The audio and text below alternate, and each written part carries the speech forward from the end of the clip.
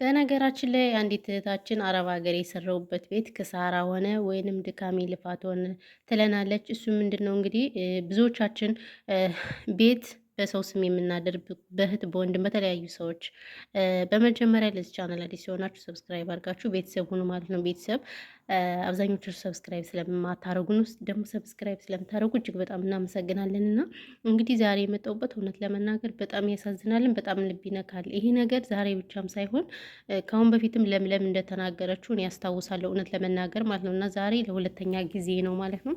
እሱም እንግዲህ ከማን ነው የት ነው የሰማሽው ካላችሁኝ፣ ጀማል ሁሴን ብዙዎቻችሁ ታውቁታላችሁ ብዬ ተስፋ አድርጋለሁ።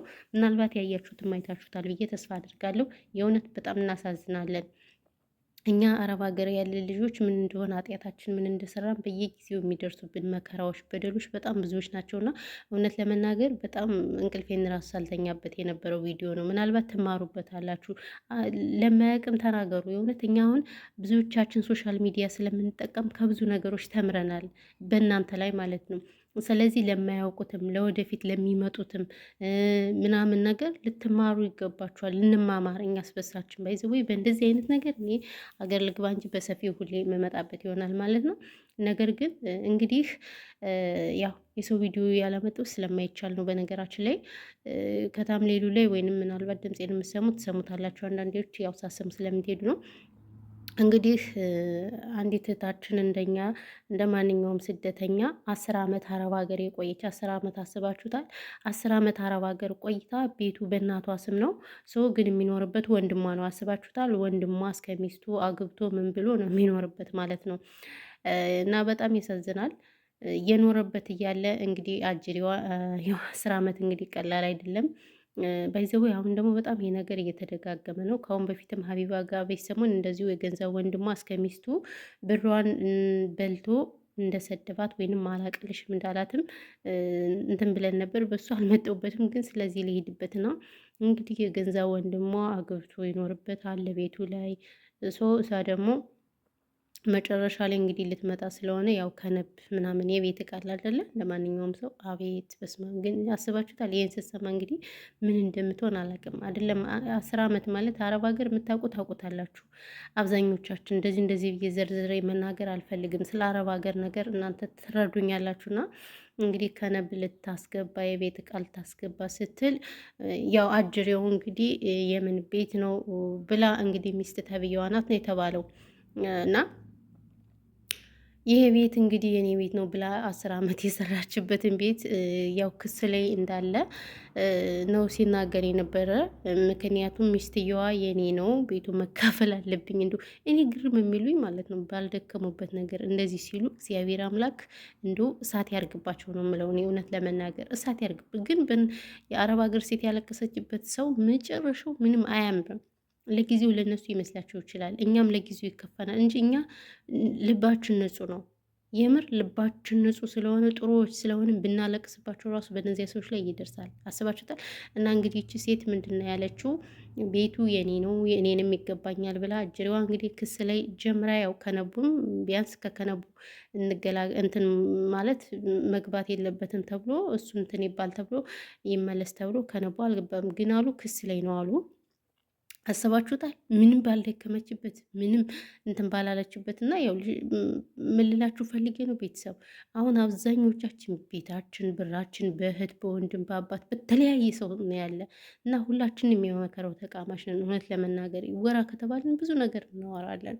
ስለዚህ አሁን ይሄ ቤት እንግዲህ ምንድነው ገና ክስ ላይ ነው። ሶ ሁለቱም ገና ክሱ ገና ሁለቱንም እንዳያስተናግድ እንትን ብሏል አሉ ማለት ነው ክሳቸው። ስለዚህ እናንተ ምን ትማሩበት አላችሁ? ከእንደዚህ አይነት ነገር እናንተም ልትማሩበት ይገባል። እውነት ለመናገር በጣም ነው ያዘንኩት። ከአሁን በፊትም ለምለምን ምናልባት የምታውቋት አላችሁ ብዙዎቻችሁ። ለምለም የአረብ ሀገር ሴት ጀግና እህታችን፣ ለአረብ ሀገር ተምሳሌት የሆነች እህታችን ናት እና እሷ እንግዲህ ያው ብዙ ነገር እንደሰራች ሁላችንም የምናውቀው ነው።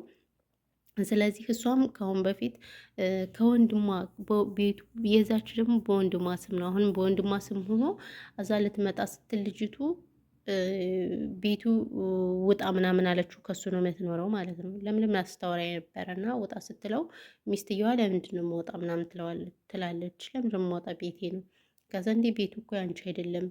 በእርግጥ ወንድምየው እሷን አልካዳትም። እንዴ እህቴ ቤት እኮ ነው ምናምን በቃ እህቴ ልትመጣ ነው ሲላት አሉ። አረ በጭራሽ። ከዛ ክስስ መክሰስ ትችላለች። በነገራችን ላይ ለምን 80 እስካላ ድረስ ቤቱ በሱ ስም እስከሆነ ድረስ ህግ እንትን ይልለት አልገባችሁ? ህግ ይፈቅድለታል።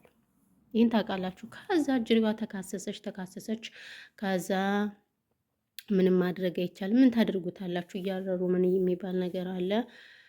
ቤቱ ግምት ተገመተና ያቺ ሚስት ተብዬዋ ግምቷን ይዛ ወደ መጣችበት ሄደች እላችኋለሁ። አያችሁት?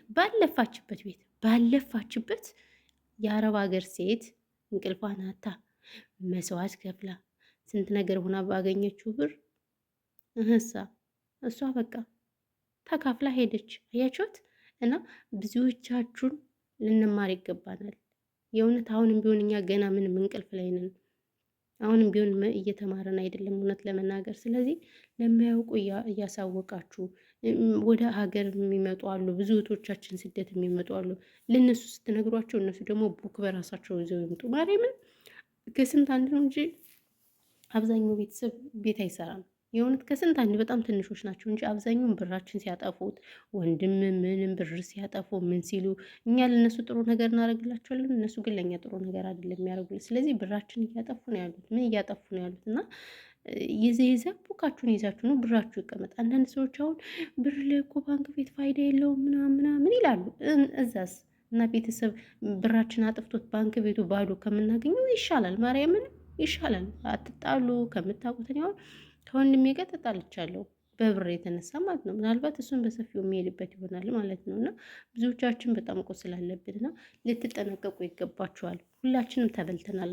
ግን ደግሞ የነዚህ ደግሞ ባሳስባችሁታል። የ10 ዓመት የለፋችበት ቤቷን እንግዲህ ምንም ያልደከመች ሴት ተካፍላ ስትሄድ እናንተ እንግዲህ እናንተ ትረዳላችሁ ብዬ ተስፋ አድርጋለሁ። ማርያምን በጣም ነው የሚያሳዝነው።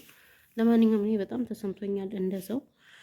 እግዚአብሔር አምላክ አይባርክላት። ይሁን እነዚህ በሰው ገንዘብ እንደዚህ በሰው ላብ እንደዚህ የሚሉ ሰዎች እግዚአብሔር አይባርክላቸው ነው የምል። እኔ ሌላ ምንም የምለው ነገር የለም። የምሬ ነው የምላችሁ። በጣም ነው የተናደድኩት ስሰማ ሳየው ማለት ነው። እና ያለው ነገር ይሄ ነው። ፈጣሪ ከእንደዚህ አይነት ነገር ይጠብቁላችሁንም ሰላማችሁ ይብዛ። ወሬ ያላዘባችሁ ውዶችዬ፣ ቻናሉን ከወደዳችሁት ሼር ላይክ አድርጉ ማለት ነው። እና ያው ያለው ነገር ይሄ ነው።